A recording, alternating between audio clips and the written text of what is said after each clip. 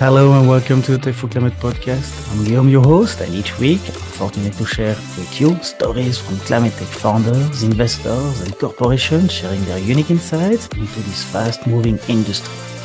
Eventually, like me, you will learn, discover, and get inspired by those unique men and women who are contributing to the fight against climate change, and I hope it will help you to take a step in this formidable movement. So before we start, I just want to share a few words about us, as this podcast is just the tip of the iceberg of what we do at Startup Basecamp to support the climate tech movement. Our mission is to accelerate capital deployment towards climate tech founders, allowing them to focus on scaling their solutions. How do we do that? Every day, we help founders access to resources and connection and gain the visibility they need to expand their growth. We do this in a number of ways with a membership platform, a Slack group with a growing number of founders, investors, and experts from around the world. And recently, we went one step further with the matching services to connect founders with top climate tech investors. Keep in mind that we are able to do all of this thanks to the support of our listeners and our members. So please like and subscribe, share one episode with a friend, join a community, and if you haven't already done so, make a small donation to support our work. It really means the world to us. And now, enjoy the show!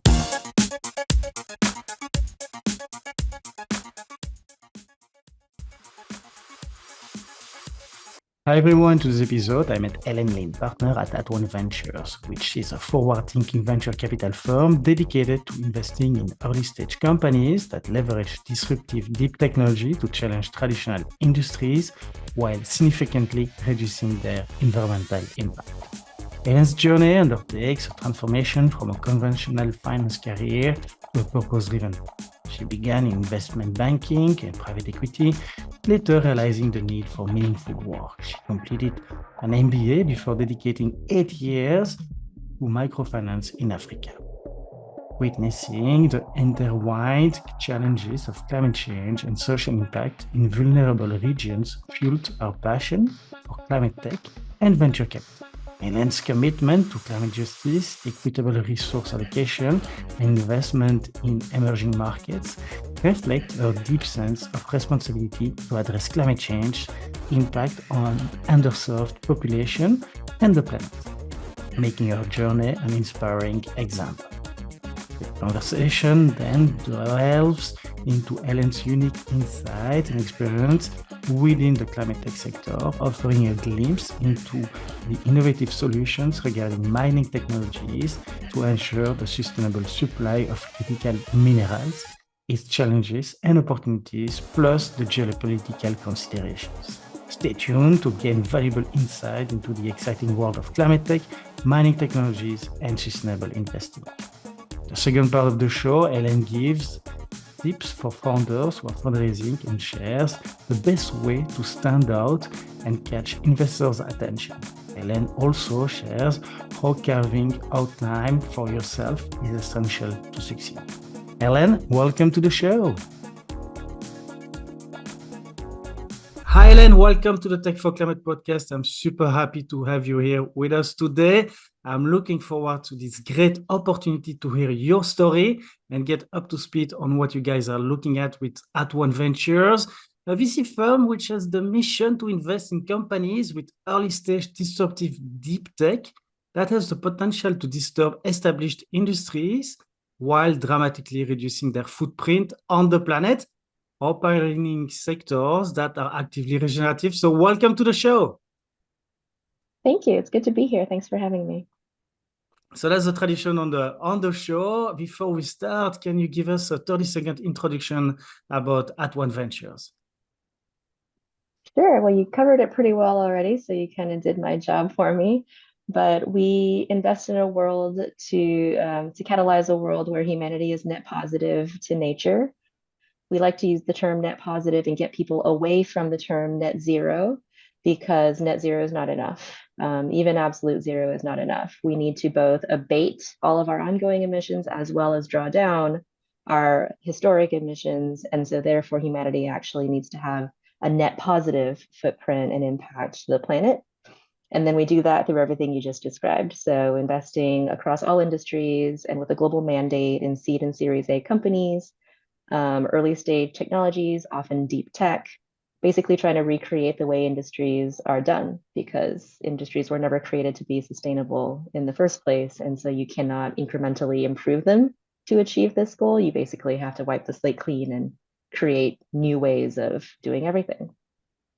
So let's start from the top. Can you tell us a bit more about your personal story and background? As I always say in the show, we like humans more than their resume or position on LinkedIn. So what are you passionate about? I mean, what do you do besides working on supporting and investing in founders? What makes you feel inspired or like your best self? As I always ask, who is Ellen? Yeah. So basically, I used to be a very run-of-the-mill vanilla finance person, kind of sold my soul to the devil, was in investment banking, doing mergers and acquisitions, that did private equity after that. Always very commercially driven and profiteering, making rich people richer all the time.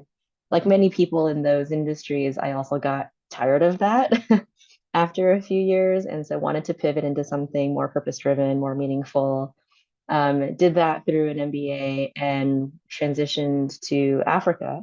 I always tell people to be careful what you wish for because 2 weeks after I graduated from my MBA program, I found myself with me and my suitcase in Uganda at my new job, looking around thinking, oh, I maybe have overcompensated just a little bit here. And that ended up being the beginning of 8 of the most wonderful years of my life, where I was working in microfinance in Africa in 6 countries on the continent, living in Uganda, working in Congo, Malawi, Nigeria, Tanzania, and Zambia, and providing banking services to low income populations as a means of alleviating poverty. And so it was a wonderful time. We did a lot. We failed a lot, and we also did a lot, which I think is the hallmark of fighting a fight that's worth fighting, right? It's hard. And so you end up having as many failures as successes, maybe more failures. And after 8 years, while it was a really fulfilling time, I just came to realize how fraught with inefficiency and bureaucracy the whole international development scene is, both at like governmental level, institutional level, within my own company. We were a 12,000 employee organization in 23 countries and 4 continents and a headquarters in Washington, D.C.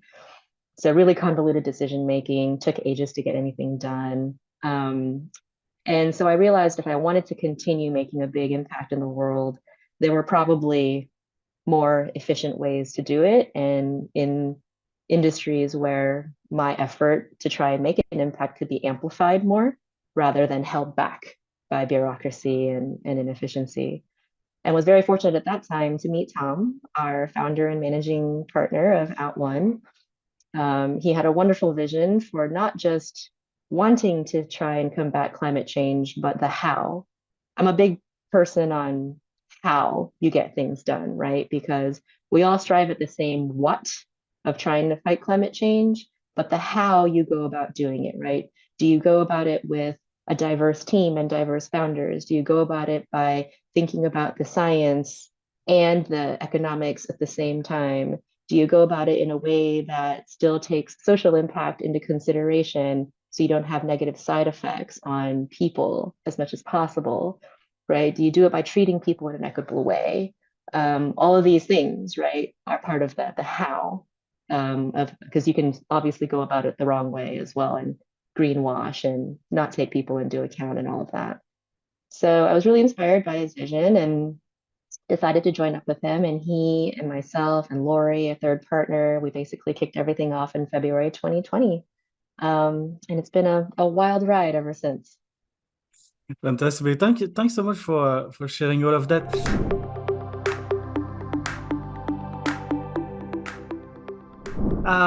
Maybe just one thing more on the personal note, like what are you passionate about? Mm. Well, I mean, aside from just liking to tackle really big challenges like alleviating poverty in Africa and saving the planet from climate change, um, I love the ocean. Fun fact, the ocean is actually my middle name. So when people say I love danger, danger is my middle name, and like it's actually true when I say I love the ocean is my middle name. Um, my parents met on the beach. They named me after the ocean and my Chinese name. I grew up basically everywhere in the world next to the ocean. I'm an avid scuba diver. I love wreck dives, like shipwrecks, plane wrecks. I love shark dives. Sharks are some of the most misunderstood animals, I think, in the world. They're actually like these beautiful, amazing creatures, and people are just scared of them and they think they're all aggressive and violent. But actually, the vast majority of species of sharks are not, right? It's maybe only like the great white and like a few other sharks that are aggressive, but most species are not, and they're actually just these beautiful, like really elegant, animals that just move in these amazingly elegant ways. So yeah, if I had my choice, I would spend most of my life underwater with animals like that. And that's why we need to protect the oceans as well. That's for sure. So, thanks so much for sharing and uncovering a little bit more this personal side of you as well. So, going back to your whole journey here, I mean, if you could like tell us a bit more on this work life experience that you had before and prior, starting at One Ventures as a partner.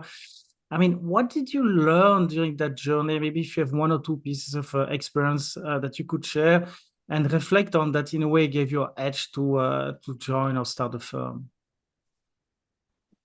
Yeah. Um, so I would say that being scared of doing something new is okay. I was really scared for sure. When I embarked upon the whole Africa journey, I was equally as scared embarking upon the At One journey. It was a hard pivot going from working in social impact and microfinance in Africa to trying to fix climate change using venture capital. It was a very hard pivot.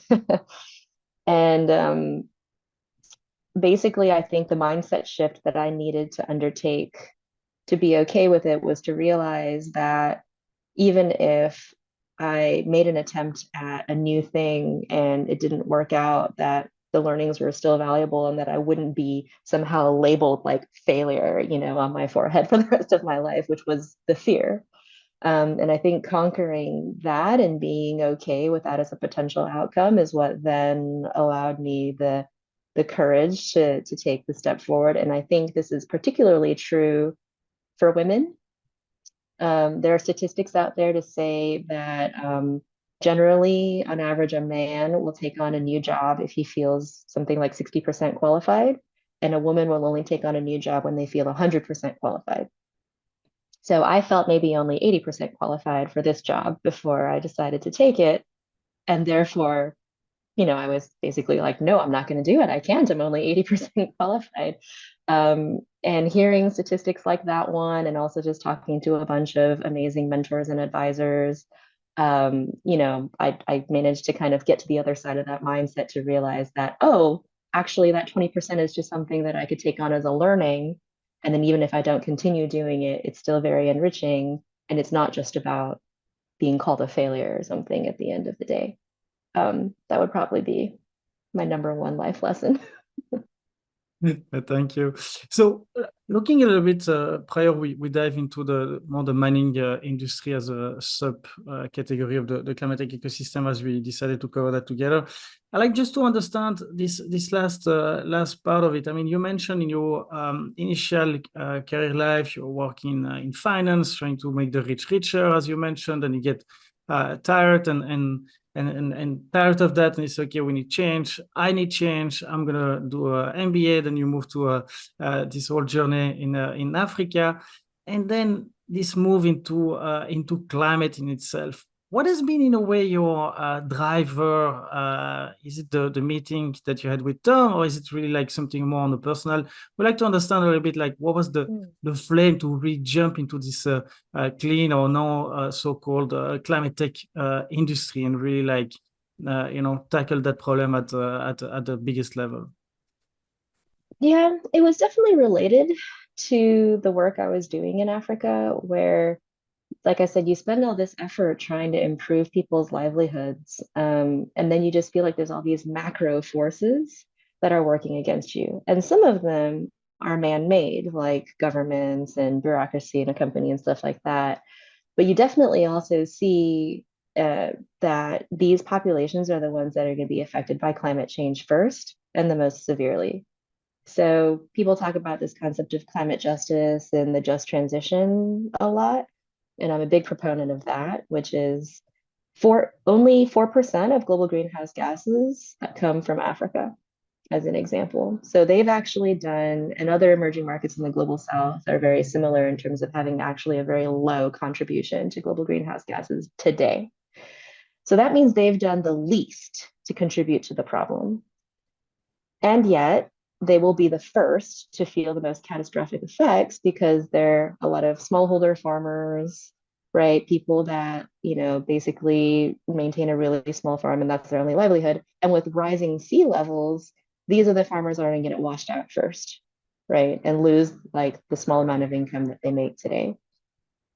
And that just doesn't feel right.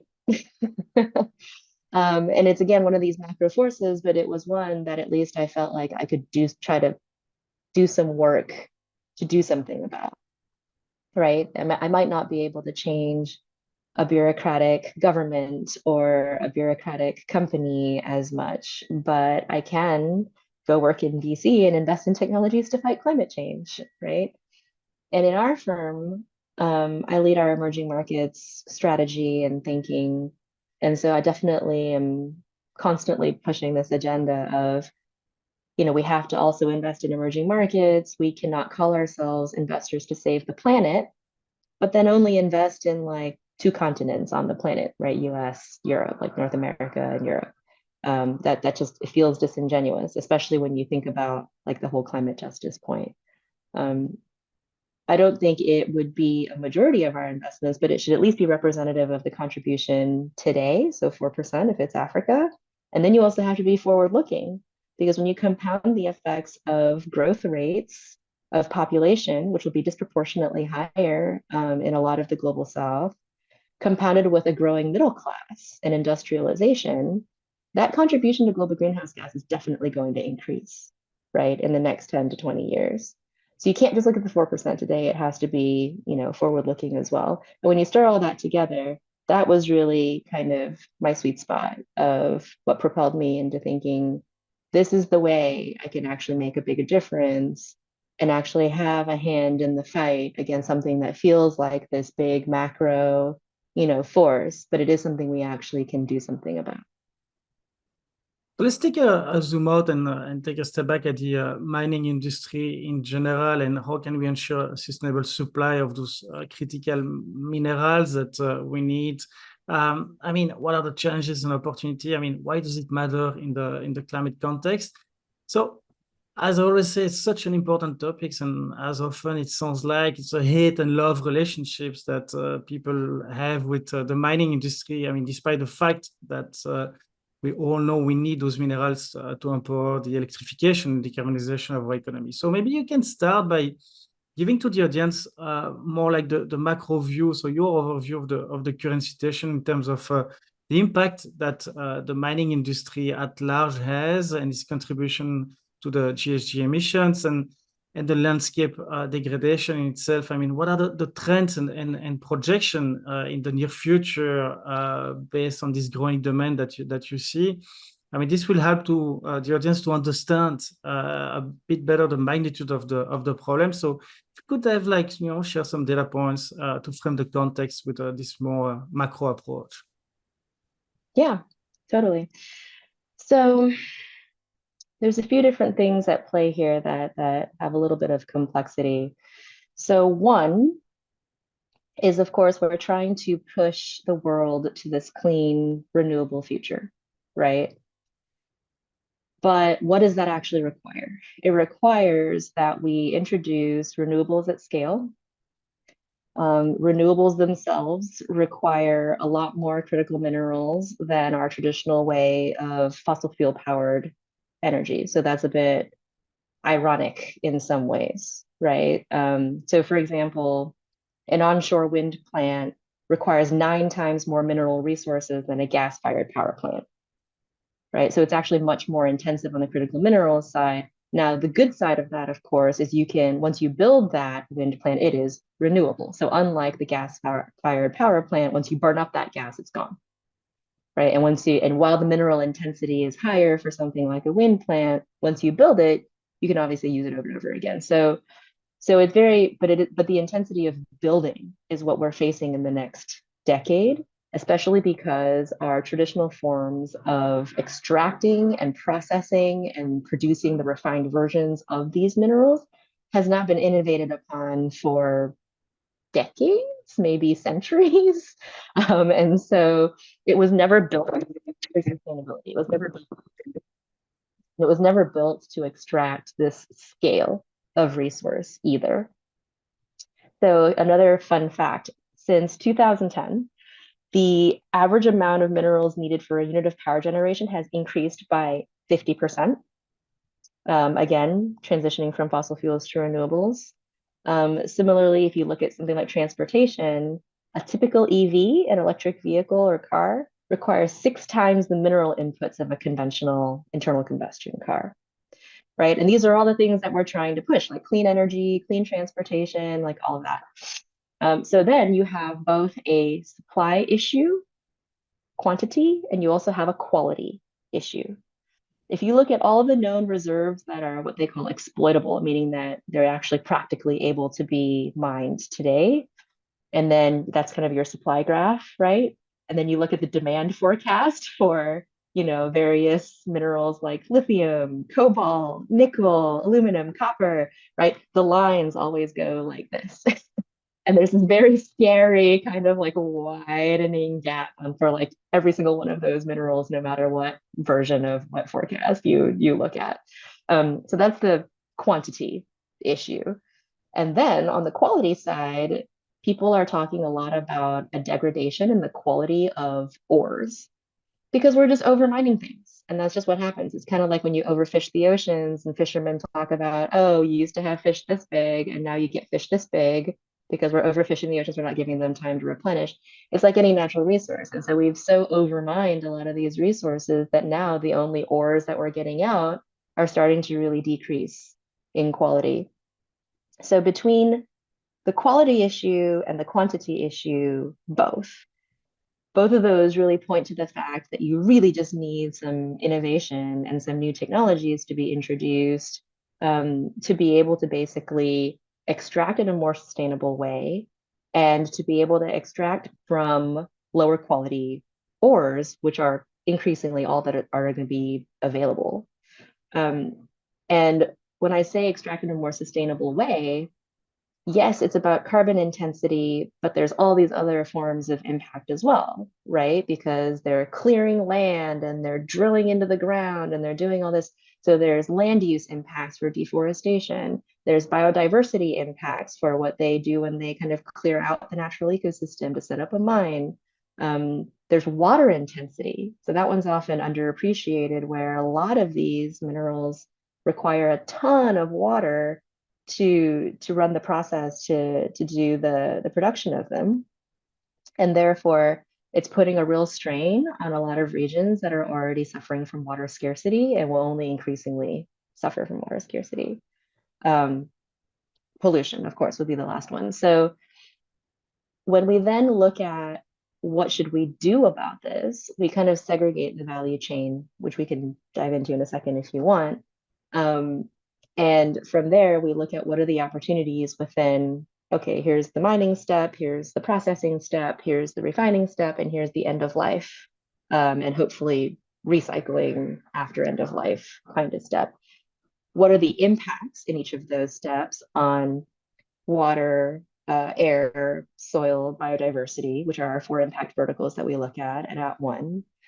And how are those being driven from what we call a physics fundamentals approach? So what are you using in terms of matter and energy moving through space and time? And anything that we can then do from a technology perspective, where you get a win on the physics fundamentals of matter and energy moving through space and time, that should therefore have a knock-on effect to also drive positive impact in air, water, soil, and biodiversity. So that's kind of like our high level framework that we apply to every sector, but certainly in mining, it works quite well.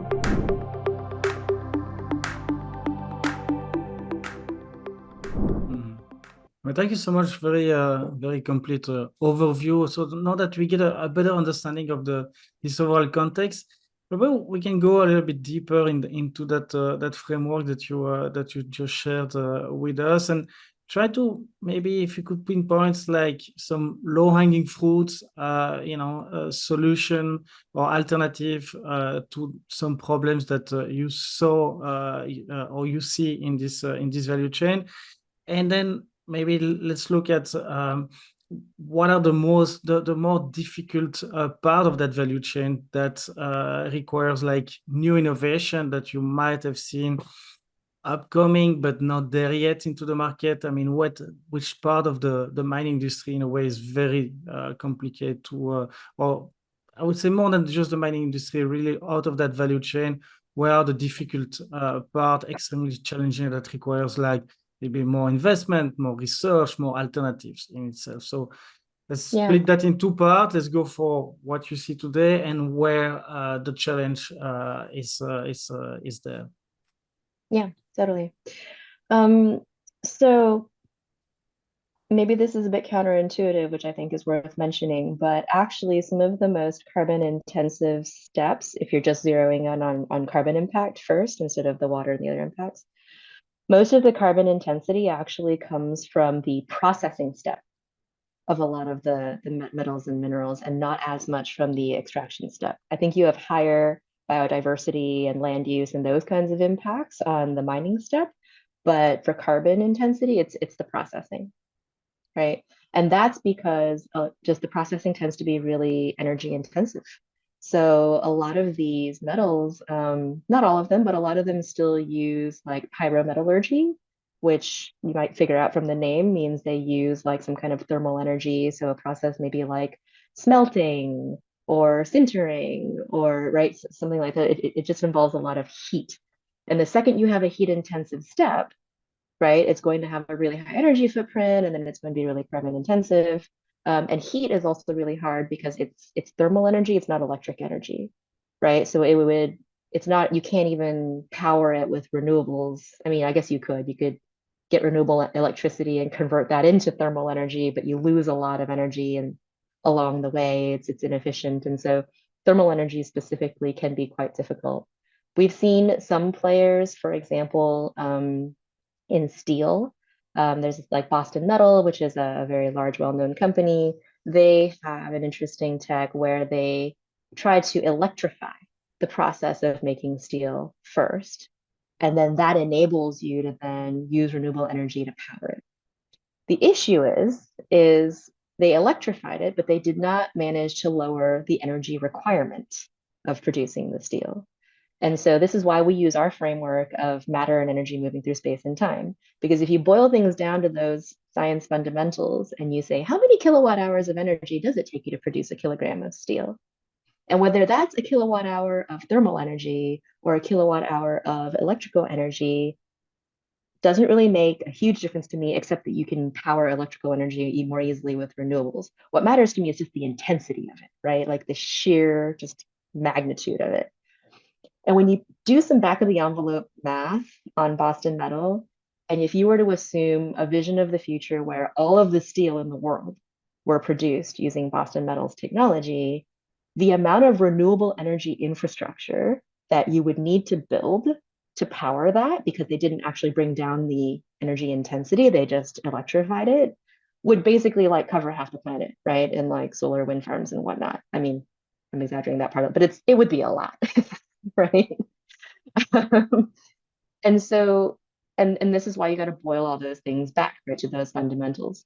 So instead, right, we need to find things that actually lower the energy footprint and the energy intensity, and not just electrify it so you can power it with renewables. Or maybe you do a combination of those two, but you can't just electrify, is the point, right? The other thing I would say is if you're using pyrometallurgy, then how do you go about lowering the energy intensity? Well, there's other forms of metallurgy. There's hydrometallurgy that uses water.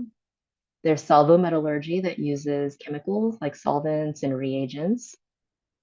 There's pros and cons, right, to all of those. Now, with hydrometallurgy, you may bring down the thermal energy footprint, maybe even the electrical energy footprint, but now you're going to have this like high water consumption intensity kind of issue. So if you're in a water scarce region, that's not great either.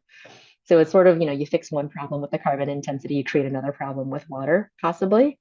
Salvometallurgy with reagents, okay, not as much thermal energy, not as much water intensity, but now you're using all these caustics, right? You have like your acids and like all these things. And so are you going to be able to, they're expensive. And by the way, the production of a lot of these chemicals also has a carbon footprint because it takes heat to create the chemical reactions to make the chemicals.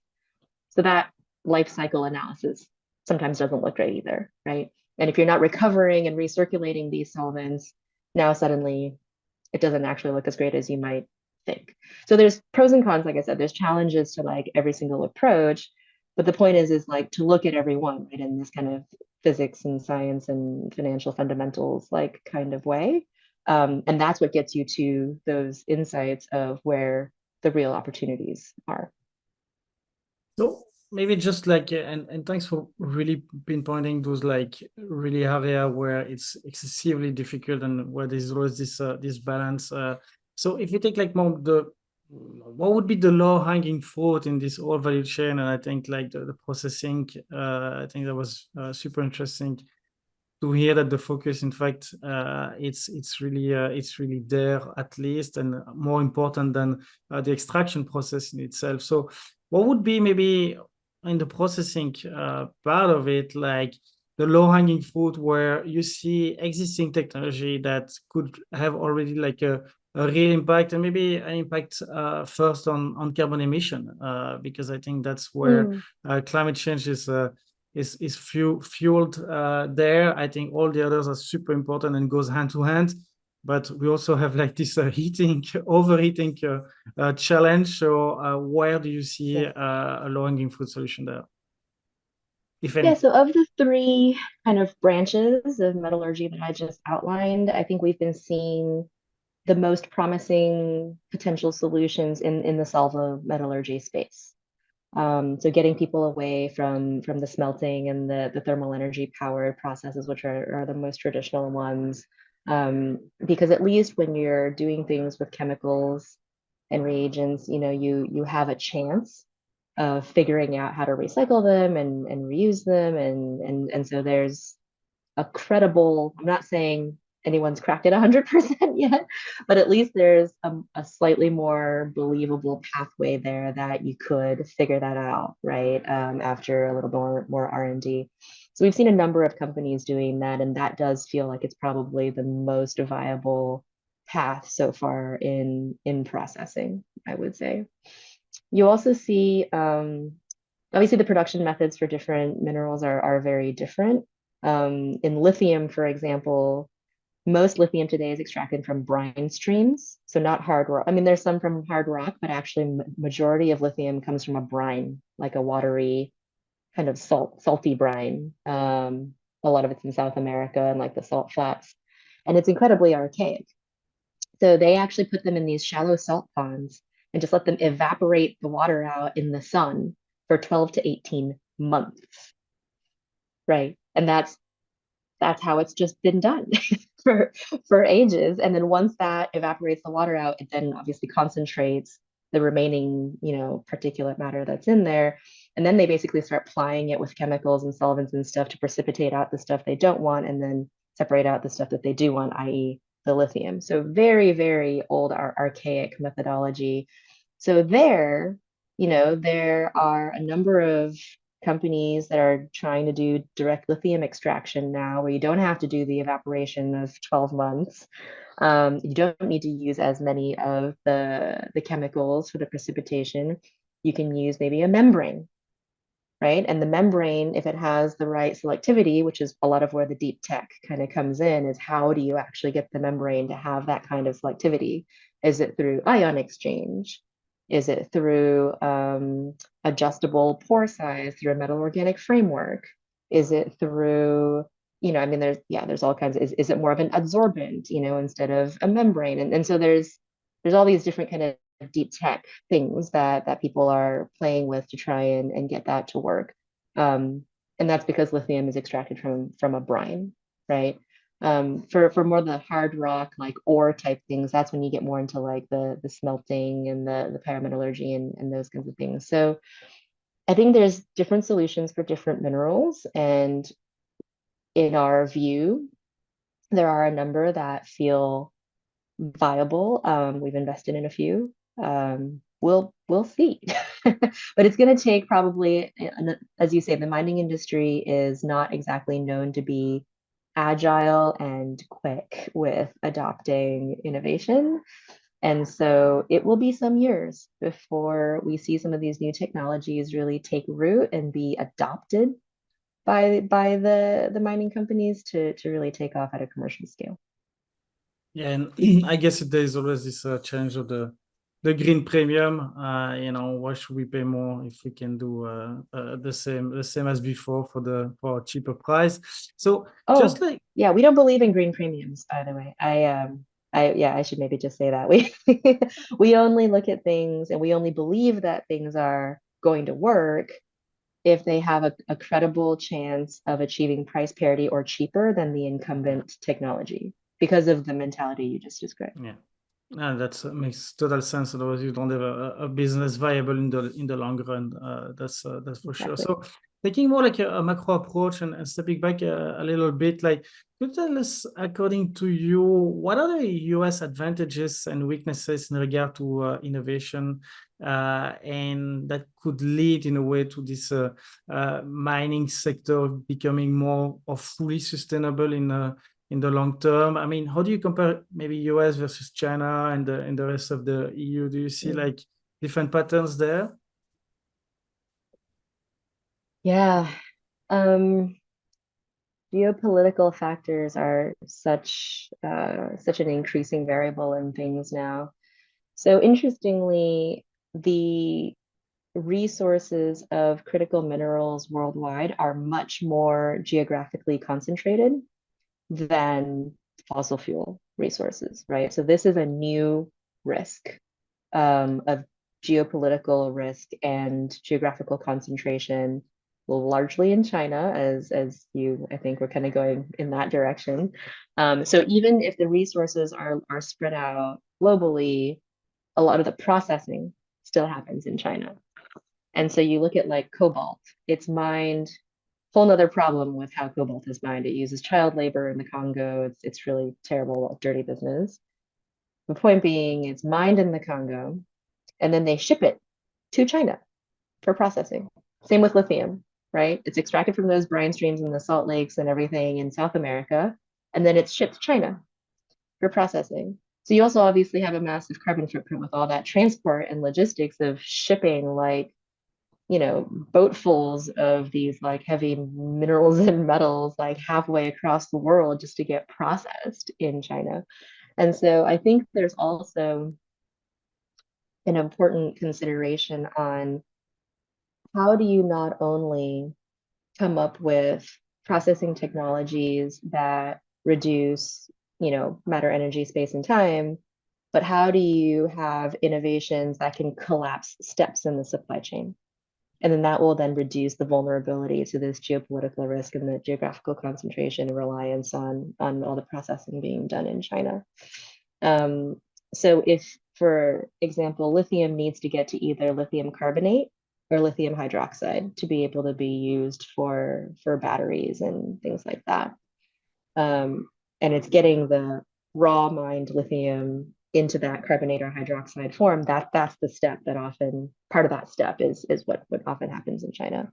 So again, what if there was a technology where you could extract it from the brine stream more efficiently and have it then end up all in one continuous process at a lithium carbonate on the same site, right? Or lithium hydroxide on the same site without needing to then ship it up to China for processing and come back, right? That is obviously a fundamental cost and environmental impact win.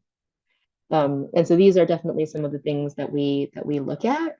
And I think that's where other markets like the US and Europe might have an advantage because there is such a robust innovation and kind of startup ecosystem and climate tech ecosystem in those markets. Is I think people are thinking about that the right way and they do recognize those pain points and that they need to figure that out. So we do see some technologies in those markets as well that are starting to also tackle that consolidation of supply chain issue. So looking at more like the regulation aspect of it to kind of move again towards a more sustainable industry, I mean, what are the major constraints that you have identified for cleaning up the mining industry? I mean, do you see any major roadblock?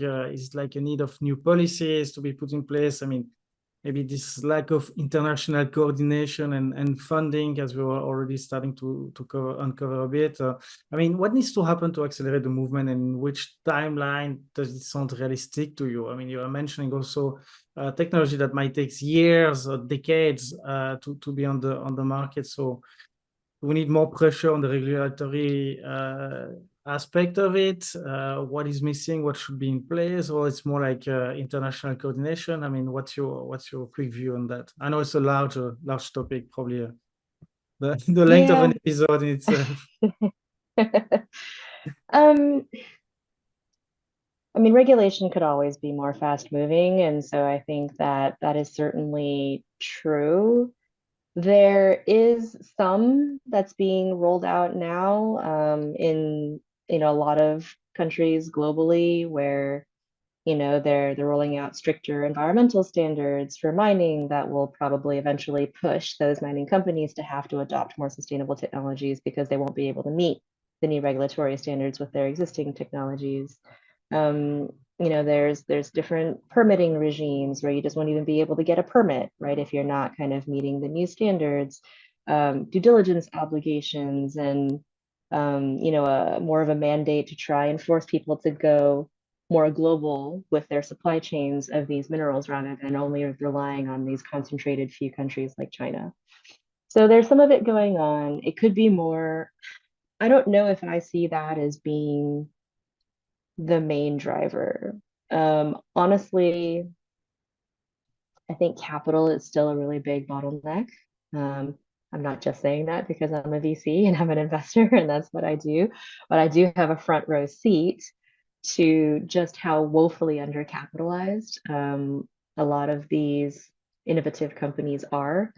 You've probably heard a lot of people talk about the valley of death, right? Where you're a company that you get to a certain stage and you become too late stage for the early investors like at one, but you're still too early stage for the later stage investors like your growth equity stage, private equity investors, and you're also too early stage for debt like project financing. So as a clearer example, let's say you are an innovative mining tech kind of company and you want to build your first commercial scale production plant. Now, if it's your first commercial scale production plant, by definition, that means that you're pre-revenue. It's your first production plant, right? You can't produce anything without a plant. But it's a production plant, so you probably need to raise a significant, like $10 million, maybe $20 million to build that plant. That's the valley of death, right? And we see that up and down every sector, everything that's like hardware, capital intensive, which is the vast majority of what climate tech needs to be, right, suffers from this problem. If you're raising 10 to 20 million, you're too large and late stage of a round for a VC like us to be able to support you anymore. But you're raising the 10 to 20 million to build that first production plant, so you're pre-revenue. Those private equity players and the debt players won't even look at you because you're pre-revenue, right? So we need like a significant set of solutions to bridge that gap. It might be government funding, some kind of like bucket of grant funding. It might be, I don't know, something else. We're in the midst of trying to support a lot of companies and figuring that out right now.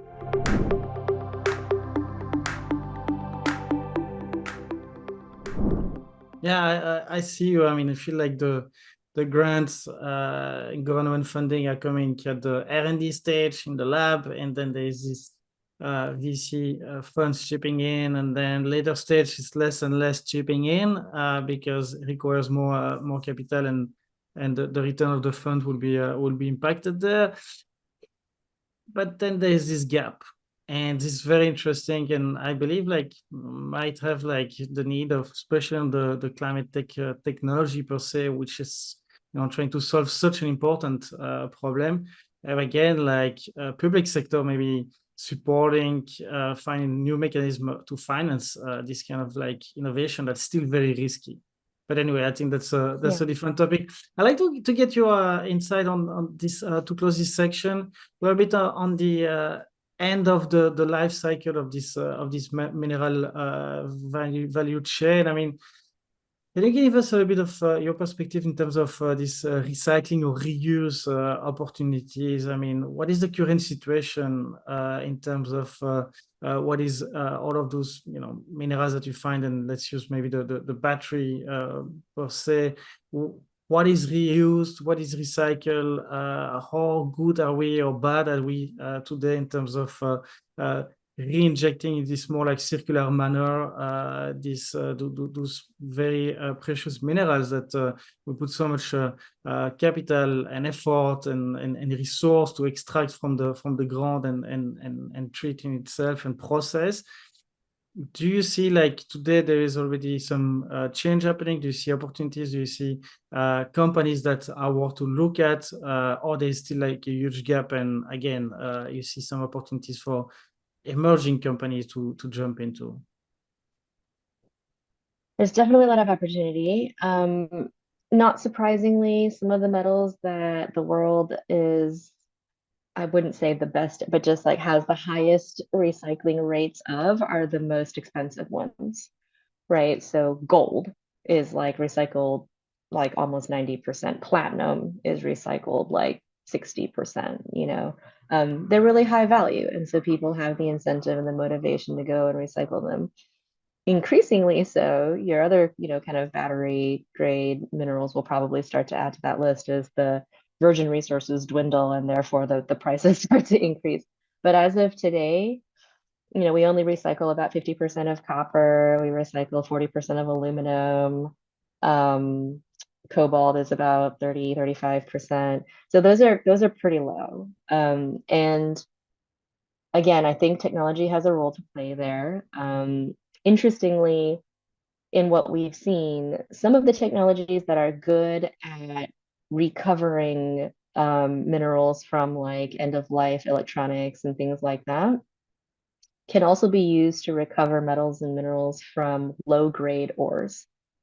So tackling that problem I mentioned earlier of like people are seeing the quality of ores degrade recently, there might be a solution that could address both the low quality ore problem and the end of life recycling problem with one technology that's maybe modified a bit for those two different use cases.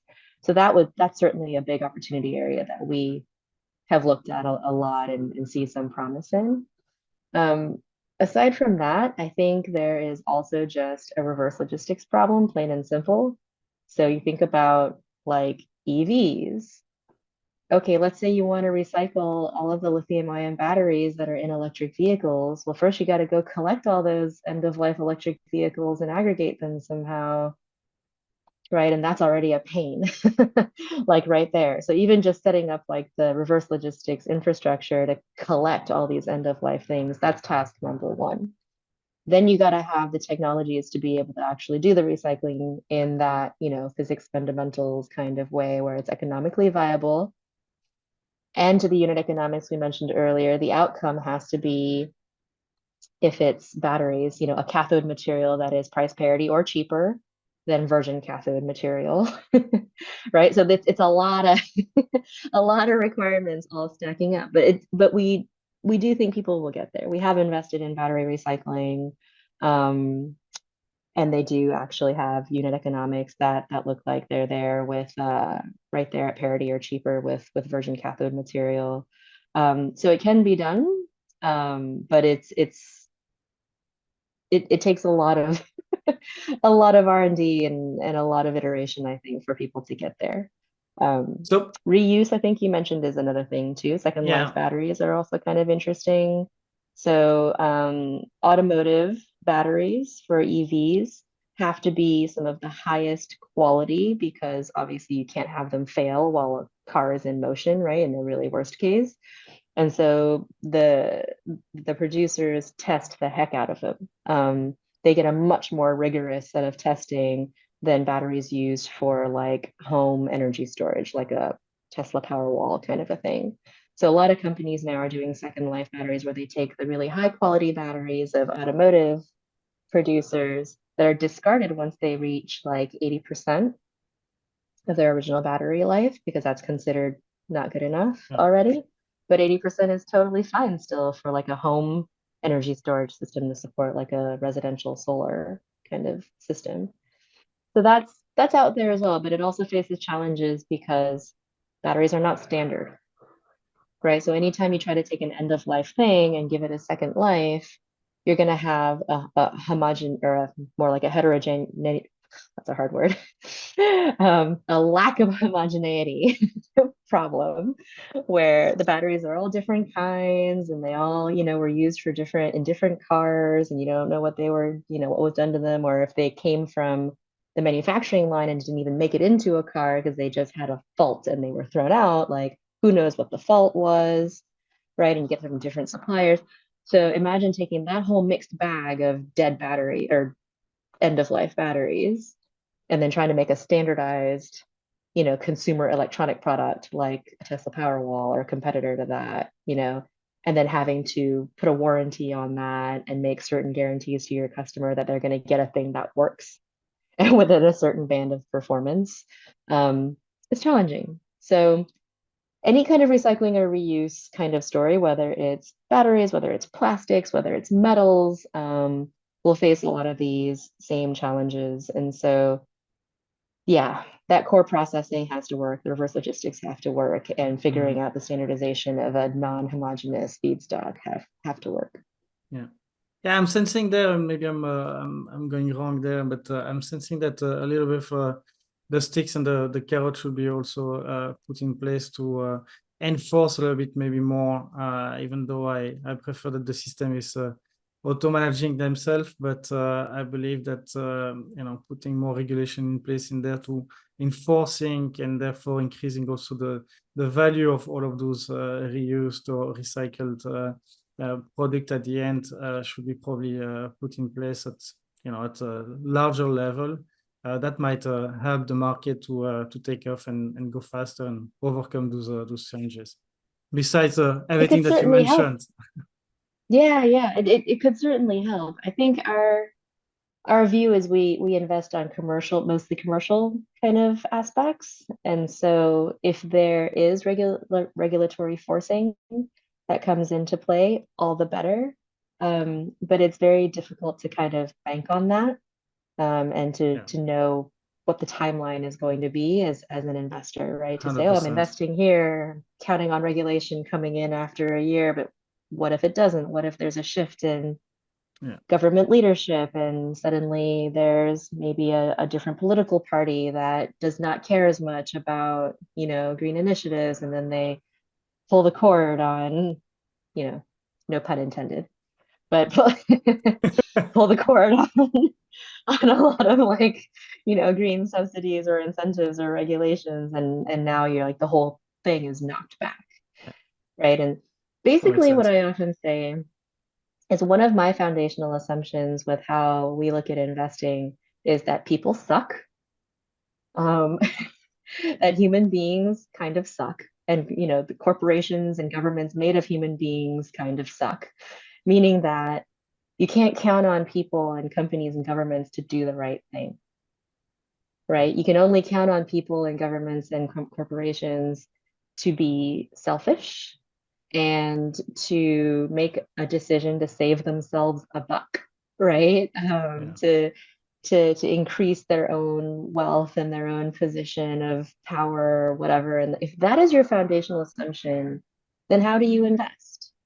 yeah, That's the question I always ask. So if you're introducing a sustainable way to mine a new metal, right? This is why those unit economics matter, because you assume that the buyer is someone who sucks and who is self-serving and just trying to make more money, right? Or buy it cheaper, And but that, saving money. yeah, exactly. And so if you walk up to that buyer or that customer and say, I can give you the same quality or better of your battery material, or your other mineral, and I can do it for 20% cheaper, maybe even 50% cheaper than what you're paying today, then that's what's going to take hold, much Yeah. more so than waiting around for a fickle government to come around and say, you have to use more recycled materials in your products, right? And then the next political party comes in and the whole thing gets reversed, and it's so yeah, we've proven that humanity as a species does not just do the right thing, Yeah. unfortunately. That's the sad and unfortunate truth. The good news is we can invest around that. If we just assume that that's true and we don't try to like suddenly change people to be Mother Teresa or like, like always trying to do right and do good. Um, then you just go with that flow, like plastics is another good example where you're not going to fix the plastics problem by convincing people to recycle more, right? Like, hey, throw it in that bin and not that bin, in the recycling bin and not the garbage bin. Like, no, not going to work, right? But you can develop something like a bioplastic that is naturally biodegradable in landfill and in the ocean. And then you just tell people, do your worst, just carry on, do what you've been doing, throw it on the road, throw it in the ocean. It doesn't matter. It's just going to biodegrade, right? Like that's our ethos of investing is don't count on people because people suck. Thanks so much. So let's go maybe into more the specific at One Venture. So you already uncovered the story and the genesis led by that led to the thesis with you and Tom behind this. So maybe can you tell us a bit like what do you offer to founder that you invest in? I mean, what are the challenges that you see that are usually at this earlier stage and in the deep tech, I would say like. Labeled type of companies. So how do you support them besides capital? I mean, what are the challenges that you see and how do you support them? That would be more like the reverse question. Yeah. So when we first launched the fund in 2020, it was just the three of us, right? And we wanted to be really hands-on and really support. I mean, we were, but in as much as three people can be. But after a while, we realized that we were only three people, right? And the portfolio grew to 10, to 20, to 30 companies. And it would be disingenuous for me to sit here and tell you that I'm incredibly supportive and hands-on if we were only three people in 36, 37 companies. So we hired up a team. And we offer all these operational support resources to our portfolio companies for free now. We did basically like a survey monkey at the end of a year where we said, what are the things that you wish we could support you with more that we aren't supporting you with enough? Number one was hiring, because with deep tech, everyone needs to hire engineers and data scientists and these really technical people that are really hard to find and really specific, right? So I don't just want a data scientist. I want a data scientist that has experience making cement. Okay, that's very specific. you know? And I can say I'm going to go out to my personal networks and try to help you recruit, but I'm sorry, I don't know. I don't have a chance, right, of finding you a data scientist that knows how to make cement. Like it's just way too specific, right? Um, and we have loads of like those kinds of requests coming from the portfolio. So number one was recruiting. So we hired a recruiter, and now she's our VP of talent, and she's a full-time staff on our team, and she's dedicated totally to just recruiting for the portfolio company. She's a 30 years experience technical recruiter. That's all she does is find amazing engineers and technical talent. And she's already helped find and place a ton of people at our portfolio company. So that was number one. The second thing they asked for was fundraising support. So we've now converted one of our deal team over to be completely focused on supporting them with fundraising, making investor introductions, helping polish pitches, the whole thing. And then the third thing was marketing. And so we've also hired a VP of marketing, Anna, who's amazing.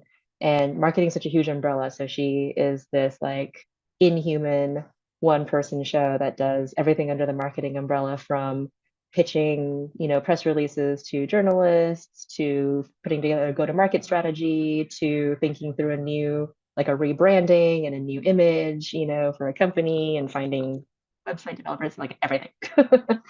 And so through all of those, I mean, you think about each of those resources has hard financial value. Like if you were to hire a recruiter to hire one person, you probably pay them $30,000. And we offer that up for free, right? All you can eat, infinite recruiting from our amazing recruiter resource. Same with our marketing resource, same with our fundraising resource. These are people that people typically hire and pay a lot of money for, and we just keep them on as full-time staff. We also have 2 entrepreneurs in residence that help with manufacturing scale up, that have lived through their own manufacturing scale up journey. And so they're completely dedicated to helping all of our hardware companies with all like manufacturing issues. So yeah, I mean, I'd like to say that I'm That's a providing a lot lot of support, already. but if I'm honest with you, it's not me. It's actually the team. Yeah. It's always about a team, it's never a Yeah. one man show, that's for sure. Okay, but thank you so Mhm. much. So besides like the mining sector, I mean, which sector are the most promising for you today in terms of what I call the ICR, or impact cash return? I mean, meaning building meaningful company while creating Mm. highly profitable business. I mean, any underdogs or subsectors, areas that you're excited about right now today? Yeah. So, I'm definitely a big, like, kind of underdog kind of person, right? Like, I always root for the team in the Olympics that like nobody thinks is going to win, and I'm a big fan of just like the underdog dynamic. And therefore, I think right now food is taking a beating. Like all kinds of food and food tech, ag tech. It was a bit of a bubble, a couple of years, like kind of 2021-ish, and then it kind of burst. And now I feel like the market has overcompensated in how punitively it is viewing all food tech and all ag tech, and in this sort of blanket way, which also doesn't make sense because there's such a huge range, right, within both food and ag individually. And so my underdog heart is quite now pulled towards a lot of food tech and ag tech because they're just being beat up on so much, by the market, that I feel like it's really underappreciated, and in financial terms, it's being undervalued. So it's actually like if you can find a company with good fundamentals that can ride out this storm and a strong team, it's actually probably a really decent time to get in for cheap, on a strong food technology or ag technology. And also it's a good time to dive deep and understand the nuances of why did some of the higher profile failures like Beyond Meat fail? And how are some of all these other companies that run the wide range differentiated from, some of the high profile failures? And then how do you find those gems, right? Because having something that is B2B versus B2C is very different.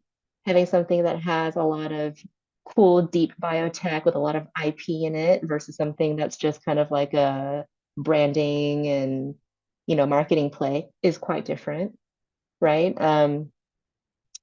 Having something that is, more upstream of a value chain versus downstream, also very different, right? So these are all the things that you got to like really tuck into, and figure out like, okay, this is something that is truly fundamentally interesting, but just really undervalued right now because the whole market sector has just taken a walloping, versus, oh no, this is the kind of thing that is the reason why the sector has took a walloping, and this yeah probably deserves to get marked down like quite a bit. So yeah, we're taking a long, close look, at a lot of food and ag right now, and rooting for them as the underdog to hopefully pull out of the downturn in that sector right now, because it's 26% of global greenhouse gas emissions from food and ag, right? So it's crucial Definitely. for impact.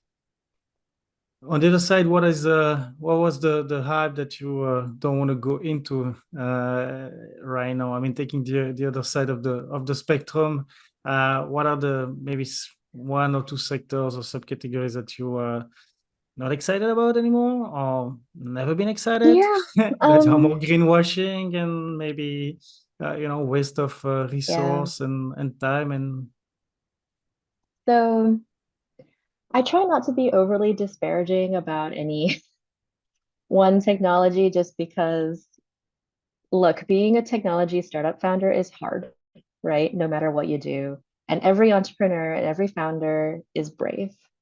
And I applaud every one of them just for trying. My father's an entrepreneur, and I should insert a carrot to say he's a serial failed entrepreneur. um, and he's still at it, right? Like the man is 76 years old, and he just launched his latest startup like a couple years ago, making domestic elevators for the elderly to get up their stairs at home. So like amazing, right? Now, having said that, it does feel like there's a hype train that is a little bit disproportional around some technologies. Like there's a recent wave around generative AI now, right? And sure, it's interesting and it can be an interesting tool. Does that necessarily merit the wave of startups that have now come out, right? All purportedly using generative AI in some super interesting way to like achieve something, like I don't know, maybe not. And maybe half of them aren't even really using real generative AI. They're just kind of using the buzzword because they know it's attracting attention right now. And so that's the kind of hype that I and we as a firm try to stay away from.